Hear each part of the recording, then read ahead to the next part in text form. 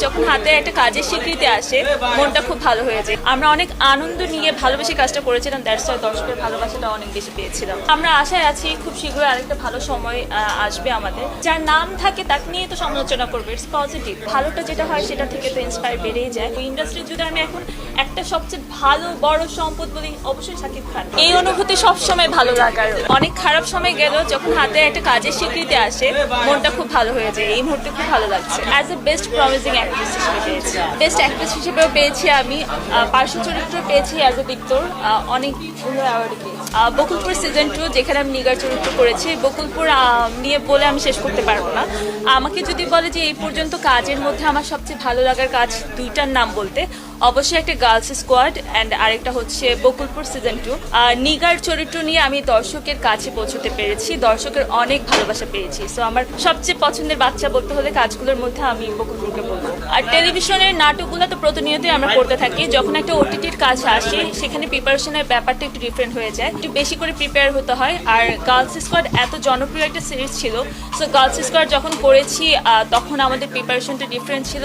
আমরা অনেক আনন্দ নিয়ে ভালোবেসে কাজটা করেছিলাম, দ্যাটস ওয়াই দর্শকের ভালোবাসাটা অনেক বেশি পেয়েছিলাম। আমাদের পারিপার্শ্বিক একটা চেঞ্জ এসেছে, সো এই চেঞ্জের পরে না যে কাজগুলো হচ্ছিল, যারা লগ্নি করছিল তারা এই মুহূর্তে লগ্নি করছে না, দ্যাটস ওয়াই অনেক কাজই হচ্ছে না। যেমন আগে আমি বলবো আমি যদি 10 থেকে 12টা সিরিয়াল করতাম, এখন সেটা নেমে এসেছে 5 থেকে 6টায়, বিকজ প্রডিউসার আগের মতো লগ্নি করছে না বা সেই সিরিয়ালগুলো এখন অন এয়ার হচ্ছে না। আমরা যারা 5-6টা পর্যন্ত করে যাচ্ছি আমরা তো মোটামুটি ভালোই আছি, বাট যারা করতে পারছে না, অনেক আর্টিস্টের সময়টা এখন ভালো যাচ্ছে না।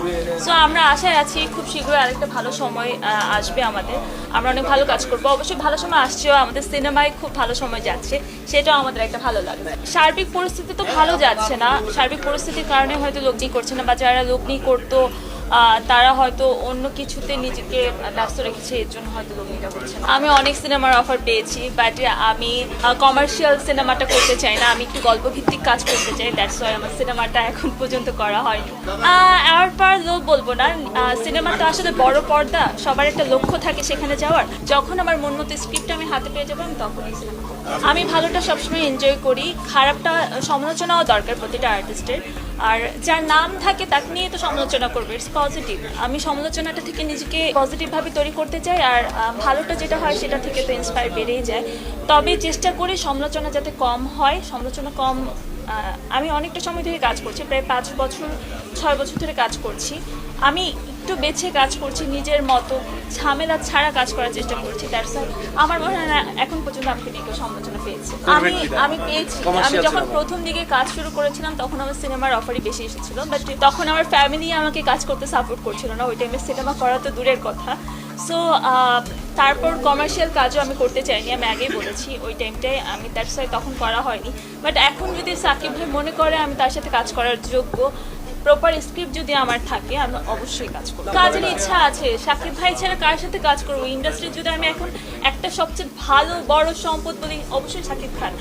আমার এত ভালো লেগেছে প্রথম আলোতে, আমার প্রথম আলোর লাস্ট ইয়ারগুলোতে যাচ্ছি তো প্রথম আলোটা পরিপূর্ণ মনে হয়েছে এবার সাকিব ভাই অ্যাটেন্ড থাকার কারণে। সো সাকিব ভাইয়ের প্রতি এত মানুষের ক্রেজ ভালোবাসা শুধু আমাদের দেশে না, পুরো এশিয়াতে সাকিব ভাইয়ের একটা ক্রেজ আছে। সো আমার দেশেরই সম্পদের সাথে আমি কেন কাজ করবো?